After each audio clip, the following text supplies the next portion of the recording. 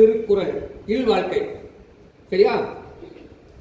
இல்வாழ்வான் என்பான் இயல்புடைய மூவர்க்கும் நல்லாரை நின்ற துணை புறந்தார்க்கும் தூவார்க்கும் இறந்தார்க்கும் இல்வாழ்வான் என்பான் துணை திண்ணுலகார் தெய்வம் விரிந்தோங்கள் தானென்றாங்கு ஐம்புலத்தார்